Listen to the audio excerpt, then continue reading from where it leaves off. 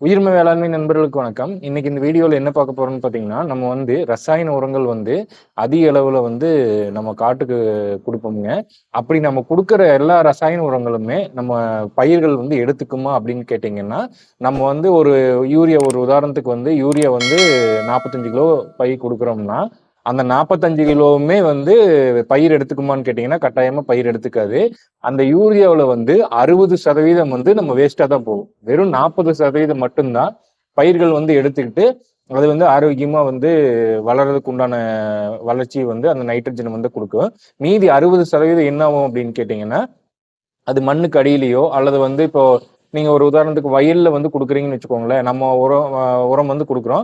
அந்த உரம் வந்து வயல்ல இருந்து அடுத்தது அப்படியே தண்ணிக்கு போய், தண்ணியிலிருந்து அப்படியே வந்து வேற நீர்நிலைகள் போயிடும். அந்த மாரி தான் ஆகும். 60% உரங்கள் வந்து கண்டிப்பா வந்து பயிர்களுக்காக உபயோகப்படாது. 40% தான் வந்து நம்ம குடுக்குற உரங்கள் வந்து பயிர்களுக்கு வந்து அது யூரியாவா இருந்தாலும் சரி, டிஏபியா இருந்தாலும் சரி, பொட்டாஷா இருந்தாலும் சரி, எந்த உரமா இருந்தாலுமே முழுமையான உரங்கள் வந்து பயிர்கள் எடுத்துக்காது. நம்ம விவசாயிகிட்ட ஒரு தப்பான கண்ணோட்டம் இருக்கு. என்னன்னு பார்த்தீங்கன்னா, நம்ம வந்து அதிக அளவுல உரங்கள் குடுக்கும்போது, நமக்கு விளைச்சலும் அதிகமா வரும் அப்படின்னு ஒரு தப்பான ஒரு புரிதல் நீங்க வச்சிருக்கிறீங்க. அப்படி நம்ம அளவுக்கு அதிகமான உரங்கள் குடுக்கும்போது, கட்டாயமா வந்து பார்த்தீங்கன்னா, விளைச்சல் வந்து அதிகமா எடுக்க முடியாது. இப்ப நம்ம வந்து ஒரு உதாரணத்துக்கு வந்து நம்ம வாழை பயிர் பண்ணியிருக்கோம்.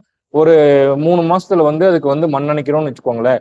3 மாசத்திலேயே வந்து நம்ம ஒரு 10 மூட்டையோ அல்லது 12 மூட்டையோ ஒரு ஏக்கராவுக்கு வந்து எல்லாத்துலயும் ஒரு 3 மூட்டை தழைச்சத்துல ஒரு 3 மூட்டை, மணிச்சத்துல ஒரு 3 மூட்டை, சாம்பல் சத்துல ஒரு 3 மூட்டை போட்டு, ஒரு 9 டூ 10 மூட்டை மறுபடியும் நுண்ணூட்டம் அது இதுன்னு போட்டு ஒரே வாட்டியில நம்ம வந்து மண் அணைச்சு விட்டுட்டோம்னா, இந்த 10 மூட்டை, 12 மூட்டையுமே வந்து பார்த்தீங்கன்னா, பயிர்கள் எடுத்துட்டு ஆரோக்கியமா வரும் அப்படின்றது வந்து ஒரு தப்பான புரிதல்.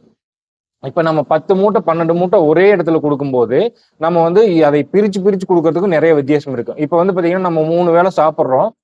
காலையிலயும், மத்தியானம், சாயங்காலம் சாப்பிடுவோம். நீங்க ஒரே வேள மத்தியானம் மட்டும் சாப்பிட்டுக்கோங்க. காலையில, நைட்டு சாப்பிட வேண்டாம் அப்டின்னா, நம்மளால சாப்பிட முடியுமா? 3 வேளைக்கு சேர்த்து நம்ம வந்து சாப்பிட்டு போவோமா? கண்டிப்பா வந்து சாப்பிட முடியாது. அதே மாரி தான் பயிர்களுக்கும். நம்ம வந்து ஒரே வாட்டில நெறைய உரங்கள் குடுத்தோம்னா, அந்த சத்துக்கள் எல்லாமே எடுத்துக்குமான்னு கேட்டீங்கன்னா, கண்டிப்பா எடுத்துக்காது. இது எல்லாமே பாத்தீங்கன்னா, நம்ம மண்ண வந்து இது பிரச்சனை பண்ணக்கூடிய உரங்கள் தான். நம்ம மண்ணுகள வந்து இந்த உரங்கள் எல்லாமே பாதிச்சது தான். இந்த உரங்கள் நம்ம எவ்வளவுக்கு எவ்வளோ அதிகமா குடுக்குறோமோ, அவ்வளவுக்கு அவ்வளோ வந்து பார்த்தீங்கன்னா, மண்ணுகள் வந்து பாதிக்கக்கூடியதா இப்ப வந்து ரீசென்ட்டா வந்து பார்த்தீங்கன்னா, நெறைய வந்து கவர்மெண்ட்லயும் சரி, நம்ம தனியார் இதுலயும் சரி, நீரில் கரையக்கூடிய உரங்கள் வந்து நெறைய குடுக்குறாங்க. மேல ஸ்ப்ரே பண்ற மாரியும் நம்ம வந்து நெறைய குடுக்குறாங்க. இருந்தாலுமே பார்த்தீங்கன்னா, ரசாயன உரங்கள் வந்து கண்டிப்பா வந்து கெடுதல் தான். அதுக்கு மாற்றா தான் வந்து பார்த்தீங்கன்னா, நம்ம வந்து ஆரம்பத்துல இருந்தே சொல்றோம். அ ரசாயன உரங்கள தவிர்த்துட்டு இயற்கை உரங்களுக்கு வாங்க. இயற்கை உரங்கள்லயும் வந்து நம்ம அற்புதமான விளைச்சல் எடுக்க முடியும். அப்படின்னு நம்ம ஆரம்பத்துல இருந்தே சொல்லிட்டே தான் இருக்கிறோம். எதனால வந்து நம்ம வந்து இயற்கை உரங்கள் வந்து பண்ணணும். ரசாயன உரங்கள் தவிர்த்துட்டு வந்து நம்ம வந்து இயற்கை உரங்கள் வந்து யூஸ் பண்ணணும் அப்படின்னு இந்த வீடியோல தெளிவா பார்க்கலாம். இந்த வீடியோ கொஞ்சம் பெருசா இருக்கும். இருந்தாலும் வந்து பார்த்தீங்கன்னா, முழுசா பாருங்க. என்ன காரணம் அப்படின்னு கேட்டீங்கன்னா, நம்ம வந்து ஞானப்பிரகாசம் ஐயா ஒரு வீடியோல சொன்னாரு. என்னன்னு கேட்டீங்கன்னா, ஒரு நெல் போட்டோம்னா வந்து ஒரு 1 கிலோ நெல்லு போட்டோம்னா, அது வந்து 50 கிலோ அல்லது 100 கிலோ கூட விளையும். ஒரு கரும்பு வச்சோம்னா, அது வந்து பார்த்தீங்கன்னா, ஒரு 10 கரும்பா வந்து தூர் பிடிக்கும். அந்த 10 கரும்பு வந்து மறுபடியும் வந்து நம்ம அதை வெட்டி வைக்கும்போது, ஒரு 10 சென்ட் கூட அந்த கரும்பு வந்து நம்ம போடலாம். அந்த அளவுக்கு வந்து விளைச்சல் வந்து அபரிவிதமா இருக்குது. ஆனாலும் வந்து விவசாயிகள் ஏன் வந்து இன்னும் வந்து ஏழையாவே இருக்கிறாங்க. இன்னும் வந்து ஏன் நஷ்டத்திலேயே வந்து விவசாயிகள் வந்து இருக்கிறாங்க. அப்படின்னு அவர் தெளிவா சொல்லியிருப்பாரு. ஒரு தென்னை மரம் நெட்டுனோம்னா, ஒரே தேங்காய் தான் நம்ம நடுறோம். அது வந்து பார்த்தீங்கன்னா, நம்ம காலத்துக்குமே வந்து அது காய்ச்சிட்டே இருக்கும். 1000 காய், 2000 காய் அப்படி காய்ச்சிட்டே இருக்கும். இன்னும் நாட்டு மரமா நெட்டுனோம்னா, நம்ம வந்து பார்த்தீங்கன்னா, நம்ம தாத்தா நெட்டியிருப்பாரு. இப்பவுமே எங்க தோட்டத்துல வந்து பார்த்தீங்கன்னா, தென்னை மரம் காய்ச்சிட்டே தான் இருக்குது. அப்படி ஒரு மரத்துல இருந்து அவ்வளவு காய் பிடிக்கும்போது, நம்ம ஏன் வந்து இன்னும் ஏழையாவே இருக்கிறோம்? அப்படின்னு அவரு கேட்டிருப்பாரு. ரொம்ப அற்புதமான கேள்வியா அவரு கேட்டிருப்பாரு. நம்ம வந்து பார்த்தீங்கன்னா, விவசாயிகள் வந்து எவ்வளவுக்கு எவ்வளோ செலவு அதிகம் பண்ணா வருமானம் அதிகமா வந்துரும் அப்படின்ட்டு ஒரு தப்பான புரிதல் இருக்குது. இப்ப வந்து நம்ம செலவு அதிகம் பண்ணோம்னா எப்படின்னா, உரங்கள் வந்து அதிக அளவுல குடுத்தோம்னா, நம்ம வந்து விவசாயிகள் வந்து அற்புதமா விளைவிச்சிடலாம் அப்படின்ட்டு ஒரு தப்பான புரிதல் இருக்குது. நம்ம வந்து செலவ கம்மி பண்ணா மட்டும் தான் விவசாயிகள் வந்து லாபம் அடைய முடியும். நம்ம செலவுகள் அதிகப்படுத்திட்டே போனோம்னா, விவசாயிகள் வந்து கண்டிப்பா வந்து லாபம் பார்க்கவே முடியாது. நம்ம ஒரு உதாரணத்துக்கு நாங்க வந்து 2012ல இருந்து 12க்கு அப்புறம் நாங்க வந்து ரசாயன உரங்கள் போடுறதே இல்லை. தோட்டத்துல வந்து பாத்தீங்கன்னா ரசாயன உரங்கள் போடுறதே இல்லை. அந்த 2012க்கு அப்புறம் இப்ப வரைக்கும் 2023 கிட்டத்தட்ட பாத்தீங்கன்னா முழுமையா 10 வருஷம் முடிஞ்சிருச்சு. 10 வருஷத்து வரைக்கும் எங்களுக்கு இது வரைக்கும் நட்டம்னு ஆனமே நட்டம்னு ஒரு வருஷம் கூட ஆனது கிடையாது. லாபம் வந்து வராம இருந்திருக்குது. ஆனா வந்து நஷ்டம் வந்து ஆனதே கிடையாது. இப்ப வந்து நம்ம ஒரு உதாரணத்துக்கு பாத்தீங்கன்னா நாங்க வந்து வாழை அதிகமா பயிர் பண்ணுவோம். செவ்வாழைக்கு வந்து பாத்தீங்கன்னா ஒரு வாழைக்கு வந்து ரசாயன உரங்கள்ல இப்போ 120 இருந்து 150 ரூபா வரைக்கும் செலவு பண்றாங்க. அதாவது வந்து நம்ம கண்ணு புடுங்கி அதை நட்டு உழவு ஓட்டுற காசு, மறுபடியும் வந்து பாத்தீங்கன்னா இடுபொருள்கள் கொடுக்கறது, மேல தெளிப்புகள் பண்றது, நோய் தாக்குதலுக்கு இது பண்றது, அப்படி எல்லாத்துக்கும் பாத்தீங்கன்னா 12 இருந்து 15 சாரிங்க 120 இருந்து 150 வரைக்கும் ஒரு வாழைக்கான செலவு பண்றாங்க. அப்ப வந்து பாத்தீங்கன்னா நம்ம ஒரு ஏக்கருக்கு வந்து செவ்வாழை வந்து 800 கண்ணு, நம்ம கதலி மற்ற இதெல்லாம் போட்டோம்னா 1000 கன்று போடுவாங்க. அப்ப பாத்தீங்கன்னா செவ்வாழை 800 கண்ணு கிட்டத்தட்ட 1,00,000 ரூபா வந்து செலவாகுது. இப்ப நாங்க வந்து பாத்தீங்கன்னா ஆர்கானிக்ல வந்து மாத்தி பண்ண ஆரம்பிச்சதுல இருந்து பாத்தீங்கன்னா அதிகபட்ச செலவே 60 ரூபா தான். ஒரு வாழைக்கான செலவு 60 ரூபா தான் பண்றோம். இருந்தாலுமே அவங்களோட ஈல்டு வந்து நம்மளுக்கு ஆல்மோஸ்ட் வந்து எடுத்துட்டு தான் இருக்கிறோம். பெரிய வித்தியாசமெல்லாம் இல்லை. ஒரு 1 கிலோ, 1/2 கிலோ, ஒரு 1,50 கிலோ, 2 கிலோ அந்த மாதிரி தான் வித்தியாசம் வரும். மற்றபடி பாத்தீங்கன்னா அதே ஈல்டு தான் எடுத்துட்டு இருக்கோம்.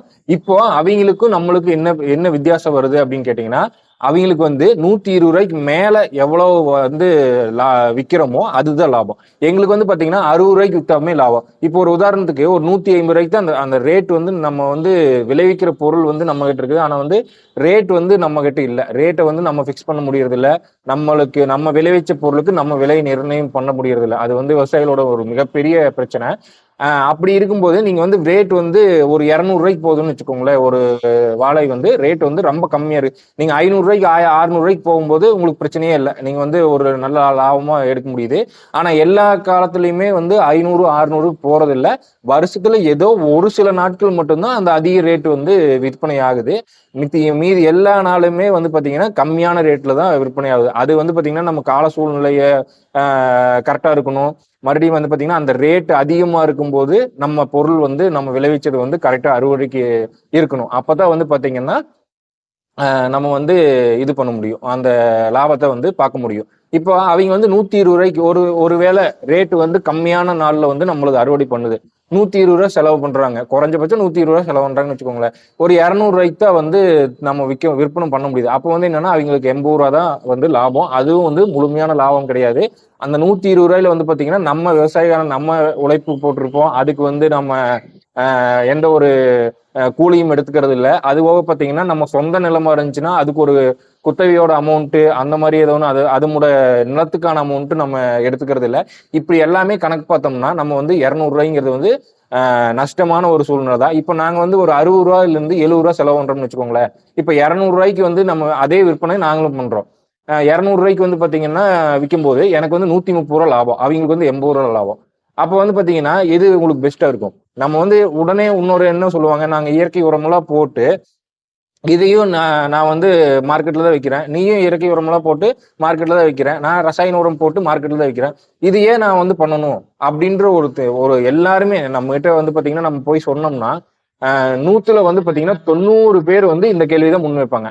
எப்படின்னா நான் வந்து ரசாயன உரம் போடுறேன், எம்படதோட ரேட்டும் அதே 20 ரூபா தான், உனக்கு வந்து இயற்கை உரம் போட்டு நீ இவ்வளவு நல்லா விளைவிக்கிற, இது சாப்பிட்டு பார்த்தோம்னாலே அந்த வித்தியாசம் தெரியுது. ஆனாலும் வந்து பாத்தீங்கன்னா அந்த உரங்கள் வந்து போட்டதுக்கான பலன் நீங்க எதிர்பார்க்கறது இல்ல.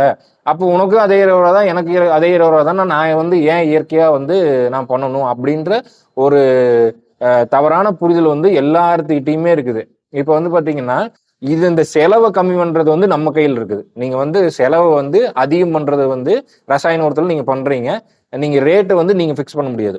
ஆனா வந்து செலவு வந்து நம்ம கம்மி பண்ணலாம். எவ்வளவுக்கு எவ்வளவு செலவு வந்து கம்மி பண்ணிட்டே இருக்கிறோமோ அவ்வளவுக்கு அவ்வளவுக்கு நம்மளுக்கு லாபம் ஜாஸ்தியாகும். இப்போ வந்து நம்ம வருஷம் ரசாயன உரங்கள் கொடுக்கும் போது நீங்க வந்து ரசாயன உரங்களுக்கு அளவு வந்து கட்டாயமா கொஞ்சமாச்சும் அடுத்த வருஷம் அதிகம் பண்ணிட்டே இருப்பீங்க.